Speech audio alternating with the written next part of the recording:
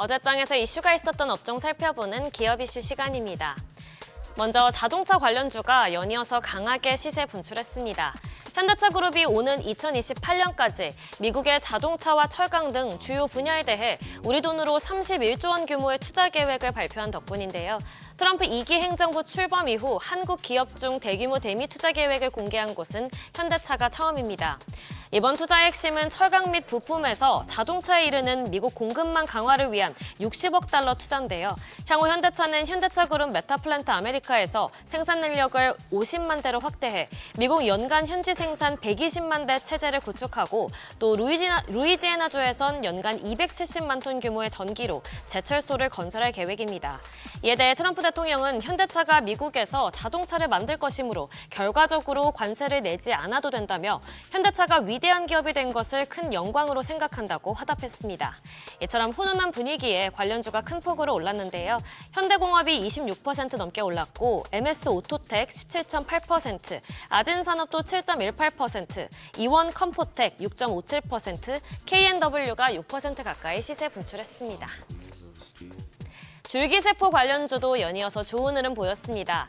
바이오 기업 네이처셀의 조인트 스템이 미국 FDA의 혁신 치료제로 지정됐다는 소식이 계속해서 호재로 작용하고 있는데요. 해당 치료제는 퇴행성 관절염 줄기세포 치료제로 회사 측은 단 1회의 국소 주사만으로도 통증 감소 등의 효과가 최소 3년간 지속될 수 있다고 설명했습니다. 이번 지정은 세포 치료제 분야에서 한국 기업 최초인데요.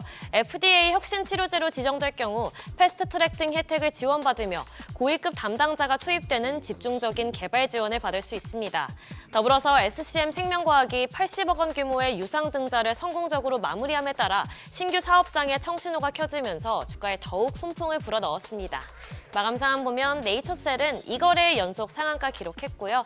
SCM 생명과학도 21% 넘게 올랐고 제일약품 8.68%, 강스템 바이오텍 7.35%, 코아스템 캐몬 6.49% 상승했습니다. 반면 관광업체 관련주는 큰 폭으로 미끄러졌습니다. 어제 한덕수 대통령 권한대행 국무총리가 마이크 던립이 미국 알래스카 주지사를 접견하고 알래스카 LNG 프로젝트에 관해 논의를 나눴는데요.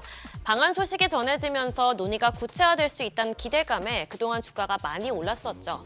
그러나 사업 여부가 아직까지도 불투명하면서 주가에 악영향을 미쳤습니다. 앞서 던리비 주지사는 우리나라가 알래스카 프로젝트에 참여할 경우 이 사업에 투입되는 철강에 대한 관세를 면제해주는 당근책을 제시할 것으로 알려지기도 했는데요. 또 이후 이어진 안덕근 산업통상부 장관이 면담에서 우리나라가 알래스카의 최대 수입국이란 점도 강조했습니다. 이처럼 여러 긍정적인 신호에도 아직까지 관련 불확실성이 남으면서 투자 심리가 위축됐습니다. 마감 상황 보면 넥스틸 10.74%, 하이스텔과 세아제강도 10% 넘게 빠졌고요. 휴스틸 6.11%, 이램은 2.25% 하락 마감했습니다.